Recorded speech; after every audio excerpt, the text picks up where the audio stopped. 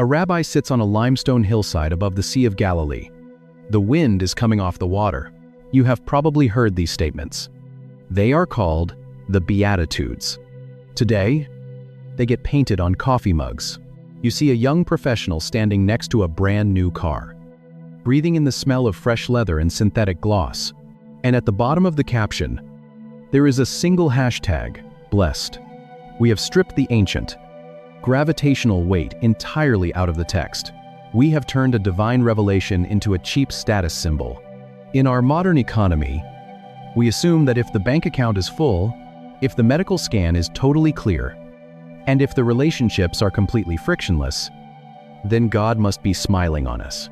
We have essentially rebuilt the exact same theology as the Pharisees, just with better marketing. We believe that God rewards the good people with comfort and punishes the bad people with pain. But this creates a terrifying psychological trap for anyone actually living in the real world. Because if blessing is defined by material ease, then what happens when the ease inevitably disappears? What happens when you are sitting in a sterile hospital room, listening to the rhythmic, mechanical hum of a heart monitor, and the doctor walks in looking at the floor? What happens when you open your laptop at a kitchen table covered in unpaid bills, read a termination letter, and feel the cold sweat of panic gathering on the back of your neck, framed in pastel colors, and stitched into living room pillows? Most people assume they are a list of virtues to achieve. If you bought into the phantom blessing, you will assume God has actively abandoned you. You will look at your shattered reality and conclude you are cursed. But Jesus did not stand on that hillside to offer you a lifestyle upgrade. He came to dismantle the lie that your proximity to God is measured by your level of comfort. The blessing is not a shield that protects you from the tragedy of being human. It is the anchor that holds you to the floor when the tragedy hits. When you are poor in spirit, when you are mourning, when you are entirely out of options, you have not fallen out of God's favor. You have actually stumbled into the exact environment where the kingdom of heaven operates with the most power. You have finally reached the end of your own ability to manufacture a good life, which means God can finally step in. But there is one final, brutal proof of this reality. To understand how far this upside-down economy actually goes, you have to look at the man who spoke the Beatitudes on that green hill. And watch what happens when the empire finally decides he is a threat. The green hillside of Galilee is gone. Now, there is only a skull-shaped rock outside the walls of Jerusalem. The sky turns black at noon. The air tastes like copper and dust. The only sound is the violent, ragged breathing of a man suffocating on a Roman cross, a moral staircase to heaven. The assumption is simple. Do these 9 things. Try really hard to be meek, his back sliding against heavy, splintered wood. Look closely at the man bleeding on the beams. Look at the king who defined the economy of heaven. He is poor in spirit. He hangs completely stripped of earthly dignity, screaming into the dark sky, asking why his God has forsaken him. He mourns. He is the man of sorrows, weeping over the city that rejected him, crushing the olive press of his own agony in the garden the night before. He is meek. He does not call down legions of angels. He stays silent before the Roman governor while they braid thorns into his scalp. He hungers and thirsts. His tongue sticks to the roof of his mouth, and he forces his lungs to take one final, agonizing breath, just to whisper 2 words: I thirst. He is merciful. He looks down at the executioners throwing dice for his blood-soaked clothes, and asks his father to forgive them. He is the peacemaker. He is bridging the cosmic chasm between heaven and earth with his own torn flesh. He is persecuted for righteousness' sake. The man who spoke the Beatitudes did not just teach them. He became them. The cross is not the suspension of the blessing. It is the ultimate fulfillment of it. Jesus proves that the Makario's life, the divine, untouchable reality of God, can survive the absolute worst the world can inflict. The empire can drive iron spikes through his wrists, and pure and peaceful. And God will eventually hand you the good life. But when you look at the actual faces of the people sitting on that grass people, The religious elite can spit in his face. The grave can swallow his body. But they cannot touch his alignment. His root system is tapped into a river they cannot see. He goes into the deepest, darkest cistern of human suffering, and he brings the kingdom of heaven with him. He proves that God does not just bless us out of our pain, he meets us inside of it. When you realize this, the entire map of your spiritual life shifts. You realize that following Jesus does not mean you will bypass the darkness. It means the darkness cannot unmake you. But the story of this word does not end in the dust of Jerusalem, because 60 years later, an old fisherman is exiled on a barren rock in the middle of the Aegean Sea, and the sky tears open one last time. The book of Revelation is a terrifying text. It is full of dragons. It is full of beasts. It is full of collapsing stars, burning sulfur, and oceans turning to blood. Most people read it as a horror story. They read it as a chaotic countdown to a global catastrophe. But underneath the cosmic chaos, there is a pulse. There is a structural drumbeat hiding in the Greek grammar. Exactly 7 times. John writes the word Makarios, who are currently starving, currently weeping, currently crushed by an empire. You realize how cruel that interpretation would be. 7 is the Hebrew number of completion. It is the number of a finished world. The Beatitudes Jesus spoke on the grassy hillside were the introduction. The Beatitudes, John writes, from a penal colony are the absolute conclusion. Look at the rhythm of these final blessings. Blessed is the one who reads this prophecy aloud. Blessed are the dead who die in the Lord. Blessed is the one who stays awake in the dark. Blessed are those invited to the marriage supper. Blessed is the one who shares in the first resurrection. Blessed is the one who keeps these words. Blessed are those who wash their robes. 7 blessings, 7 final declarations of divine alignment. But notice the profound contradictions sitting inside this list. Blessed are the dead. That is a linguistic shockwave. In the Roman worldview, death was the ultimate defeat.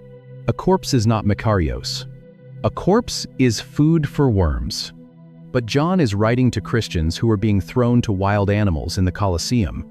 He is writing to people who are being coated in pitch and burned as human torches in Nero's gardens. He looks at their agonizing executions, and he calls them Makarios. Revelation is not a timeline of destruction. It is a survival manual for the faithful. Jesus is not handing out a divine to-do list. He is making a shocking declaration about who already belongs. The ultimate blessing is not immunity from the beast. It is immunity from despair. The empire can crush your bones, but it cannot sever your alignment with the king. We are a species terrified of the future. We look at geopolitical shaking, at economic instability, at cultural collapse, and we instinctively panic. We assume that if the structures around us are falling apart, God must be losing control of the narrative. But the final Beatitudes prove the exact opposite. God does not panic when the empire rages. He simply prepares the marriage supper. He does not flinch when the beast rises. He simply declares the dead to be victorious. The sequence of 7 builds toward a massive architectural climax. It pushes past the judgment, past the smoke of the ruined city, and arrives at the very last chapter of the Bible. And it is here, in Revelation chapter 22, that the 7th Beatitude is spoken. It is a single sentence that brings the entire narrative of Scripture completely full circle. It reaches all the way past the hillside, past the prophets, past the Psalms, back to the very first garden. Because the final blessing does not just guarantee a future, it unlocks a gate that has been bolted shut since the book of Genesis. The word he uses is not a reward for good behavior. It is a diagnosis of a reality you cannot see. John stands on a high mountain in the Spirit. He looks down at a city descending from the sky, glowing like a massive, translucent jewel. There is no sun, because the light emanates directly from a throne. A river, clear as crystal, cuts down the center of the street, and standing on both sides of the water, its bark smooth and its branches heavy, with 12 kinds of fruit, is the tree of life. and a voice thunders the seventh and final beatitude of the entire Bible. Blessed are those who wash their robes, so that they may have the right to the tree of life, and that they may enter the city by the gates. To feel the absolute devastation and beauty of this promise, you have to remember the first time human beings saw a gate and a tree. Genesis chapter 3. Man and woman are driven out of Eden, into the thorns. God places a terrifying creature at the east of the garden with a flaming, spinning sword. He blocks the path.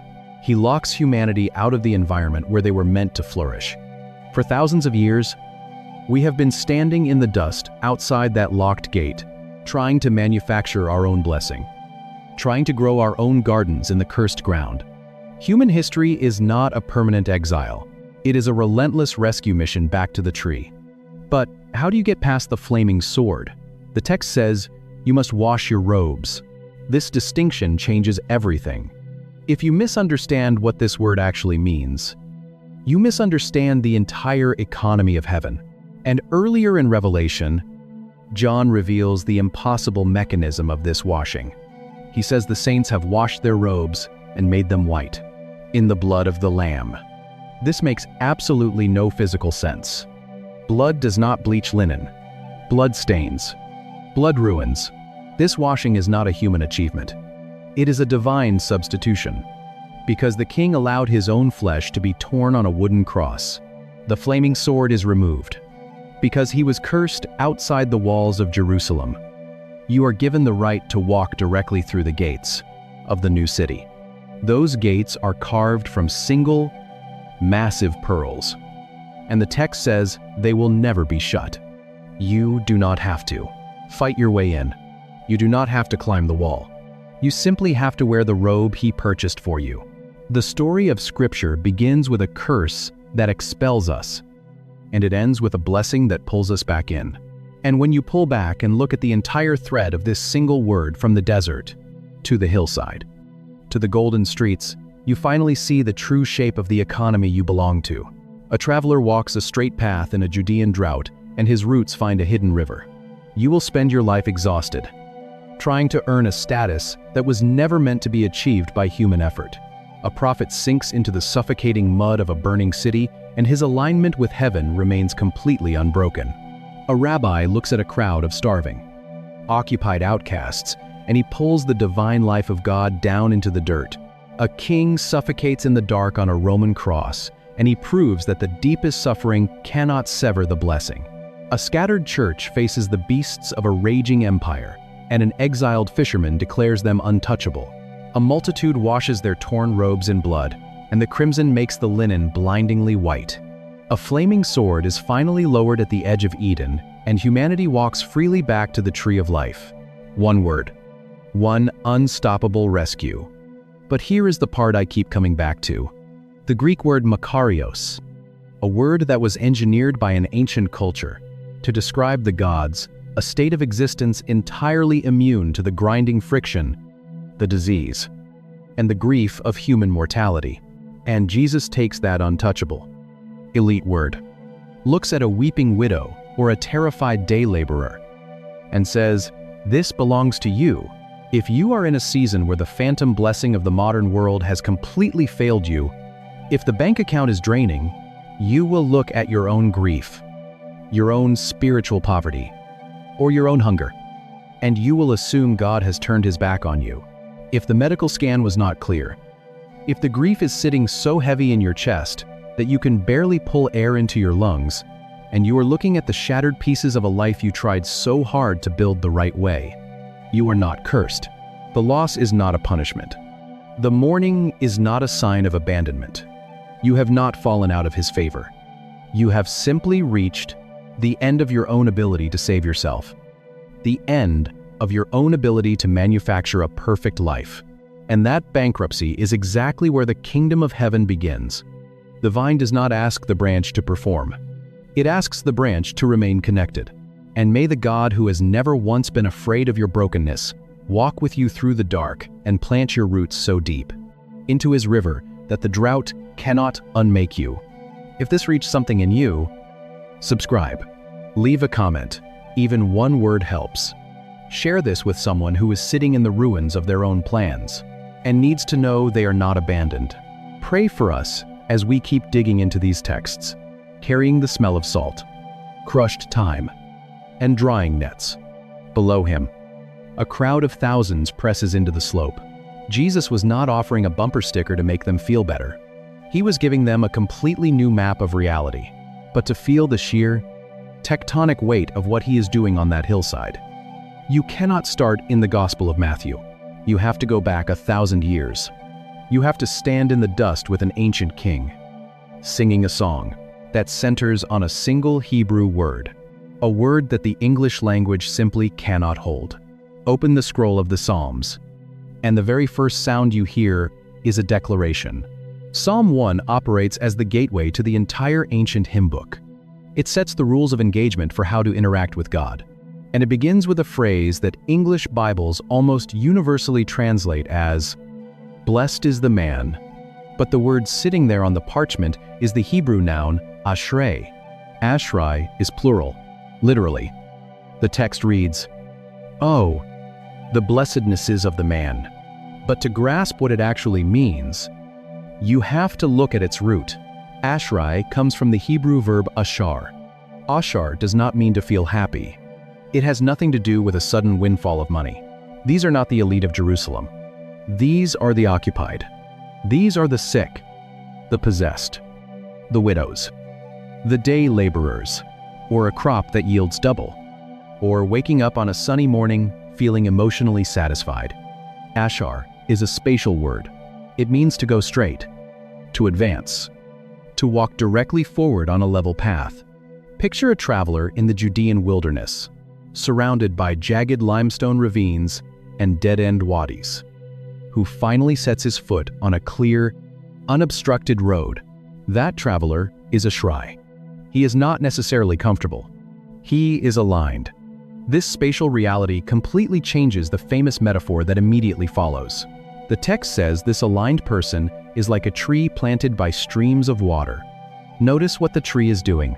The tree is not striving. The tree is not trying to manufacture its own fruit through sheer willpower. It is not anxiously watching the horizon for rain clouds. It is simply situated in the right environment.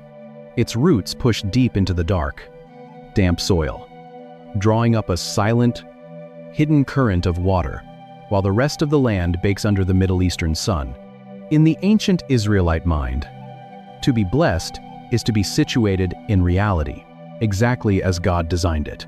It is the deep, structural alignment of a human life with the grain of the universe.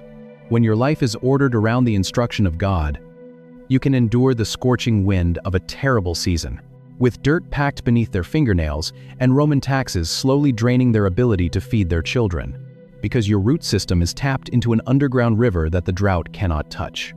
Blessing is not a fleeting emotion you chase. It is a geographical location you occupy. It is a beautiful image, a peaceful, orderly vision of how the world should work. Good people walk the straight, level path. Bad people blow away like chaff in the wind, and everything makes sense. But as Israel's history violently unfolds, that neat, orderly vision shatters. The straight path suddenly leads straight into a burning city. Babylon arrives. The siege ramps go up. The walls of Jerusalem come down. The temple burns. The carved cedar roof collapses in a deafening shower of sparks. The sacred gold melts into the cracks of the stone floor. And the prophet Jeremiah sinks into the cold, thick mud of a dark cistern. Where is the straight path now? Where is the tree planted by the river? Jeremiah is starving in a hole. He breathes air thick with the stench of human panic and decay. The city above him is collapsing into unspeakable violence. If Ashrei means a well-ordered, prosperous life, then the prophets of Israel are the most cursed men in human history. Look at the timeline. Watch the pattern accelerate. Elijah speaks the truth. He runs into the desert begging to die. Isaiah delivers the warning. Tradition says he is sawn in half. They are desperate. They are waiting for a king who will hand them a sword. And the rabbi opens his mouth. Ezekiel acts out the message. His beloved wife dies suddenly. Hosea obeys the voice. He marries a woman who repeatedly betrays him. Uriah serves with absolute honor. He is murdered by his own king. The righteous do not always walk a level path. Often, they walk directly into a furnace. This brutal reality shatters the neat, religious formula. It forces the people of God to realize something terrifying about divine favor. The blessing is not a guarantee of physical safety. It is a guarantee of ultimate presence. Jeremiah in the cold mud is still aligned. The root of his life is still tapped into the underground river. Even while the kingdom burns above him, the physical environment is absolute chaos. The spiritual location is unbreakable. For centuries, Israel carries this paradox into exile. The word ashrei gathers heavy, painful weight. It stops meaning the one whose life looks perfect. It starts meaning the one who holds on to God when the sky falls. They wait in the dark. They wait for a king to restore the straight path. Then, the centuries turn. The Roman war machine rolls over the land. The Hebrew language is buried under Greek bureaucracy. And when a rabbi finally sits on a hillside in Galilee to announce the arrival of heaven, he does not use the ancient Hebrew word. He reaches for a Greek word. And the word he chooses is an absolute scandal. He does not outline a military strategy. He does not announce a rebellion. Instead, he begins to recite a poem. The Greek world had a very specific definition of the good life. When you open the Gospel of Matthew, chapter 5, Jesus is looking at a crowd of peasants who have absolutely nothing. They are sitting in the dirt, and he says, "Blessed are the poor in spirit." The word our English Bibles print on the page is blessed. But the word in the original text is the Greek makarios. In the ancient Greco-Roman world, makarios was not a word you used for a fisherman pulling heavy, wet nets into a boat. You did not use it for a carpenter breathing in sawdust. And you certainly did not use it for a grieving widow burying her son. Makarios describe the gods. It comes from the root makar, pointing to a state of existence completely insulated from earthly suffering. In Greek mythology, the gods lived on the Isle of the Blessed, untouched by disease, poverty, or the daily, grinding friction of human mortality. They were makarios. They were transcendent, self-contained, and completely immune to the agonizing realities of normal life.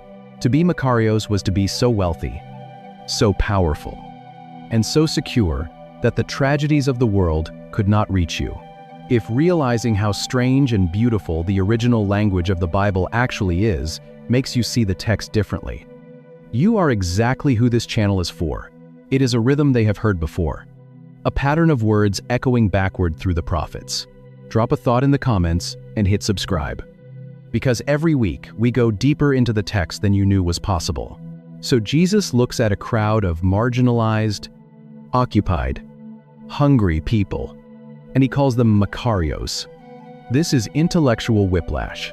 To a first-century Greek speaker, combining makarios with the poor, or those who mourn, is a linguistic impossibility. It is a contradiction in terms. You cannot be crushed by systemic poverty and be immune to grief at the exact same time. But Jesus is not making a vocabulary mistake. He is intentionally hijacking the word. Look at how the Apostle Paul uses the exact same word years later in 1 Timothy 1:11 when he writes about the glorious gospel of the blessed God, the Makarios God. It is a word reserved for the divine nature itself. When Jesus stands on that hillside, he is not telling the poor that if they try hard enough, they can climb the social ladder. He is pulling heaven down into the dirt. That Greek root changes everything. The Beatitudes are not a list of moral conditions to meet. They are an announcement of an invasion. The divine, untouchable life of God has just arrived, and it is making its first home among the broken. This is not a reward. It is a revelation. But if you look closely at who he chooses to bless first, the scandal deepens, through the exiled kings, all the way to the very first scroll of the Psalms. Blessed are the poor in spirit. He looks at the front row. He sees the hollow cheeks. He sees the torn wool cloaks. He sees the dirt packed into the creases of their hands. He says, Blessed are the poor in spirit. To be poor in spirit is to stand before God with empty pockets. They have no religious resume. They have no perfect pedigree. They have no temple sacrifices to offer.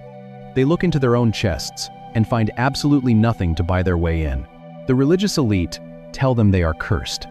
Jesus calls them Makarios. He looks at the grieving. He hears the wailing from the village below. He sees the ashes rubbed into the women's hair. He feels the cold. A heavy weight of a father burying his son in a limestone cave outside the city walls. He says, "Blessed are those who mourn." Mourning is not a holy virtue you practice. It is a devastating reality you endure. The world tells them to move on. Jesus calls them Makarios. He looks at the hungry. He hears the stomachs turning in the crowd. He sees the day laborers who have not eaten since yesterday. He knows they are desperate for bread, for grain, for anything to stop the physical ache in their ribs. He says, "Blessed are those who hunger and thirst." Look at the pattern. Look at the citizens, he claims. The meek, the merciful, the peacemakers, the persecuted. Rome slaughters the meek. The temple ignores the hungry. Blessed are those who mourn. Blessed are the meek. Same word, again and again. Same structure, same baffling, upside-down promises. The empire mocks the merciful. The world silences the peacemakers. But Jesus flips the board. He is not handing out a divine to-do list. He is throwing open the gates. The kingdom of heaven is not a gated community for the spiritually elite. It is a refuge for the spiritually bankrupt. The Pharisees thought blessing meant wealth. The Romans thought blessing meant military power. The crowds sitting on the grass thought blessing meant physical bread. Jesus says blessing means belonging. When you have nothing left but God, you are finally in the exact position to receive Him. This is the great reversal. The people sitting in the dirt are the only ones holding the keys to the kingdom. But 2,000 years later, we have completely forgotten who was sitting on that hill. We have taken the most radical declaration of grace in human history, and we have mutated it into a phantom.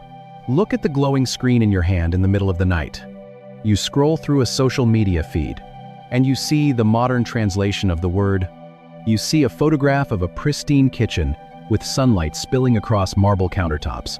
You see a family smiling on a white sand beach, the wind blowing perfectly through their hair.